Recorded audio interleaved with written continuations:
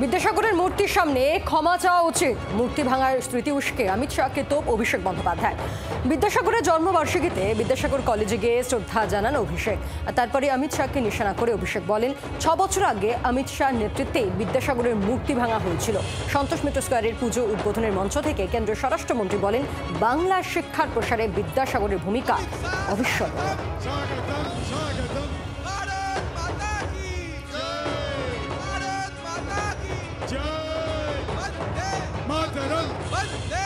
ক্ষমা চান যে বাংলার প্রতি যে অবিচার অন্যায়টা করেছেন, এবং ঈশ্বরচন্দ্র বিদ্যাসাগর যে আপসহীন লড়াইয়ের সংগ্রাম ইতিহাস জানেননি, না জেনে আপনার নেতৃত্বে যে মূর্তি ভাঙা হয়েছিল এবং তারা আজও বহাল তবিয়েতে বিজেপি করছে।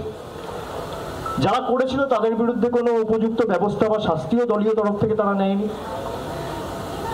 এবং যত বাংলার বিরোধিতা করেছে বাংলার মানুষ তত গর্জে উঠেছে। आज महान शिक्षाविद, समाज सुधारक वंदनीय ईश्वर चंद्र विद्यासागर का भी जयंती है। इन्होंने न केवल बंगाल, समग्र देश में उस जमाने में जब हम गुलाम थे तब शिक्षा के लिए जो किया है इसको कोई भुला नहीं सकता। বাংলার আওয়াজ, বাঙালির আবেগ, জি 24 ঘন্টা।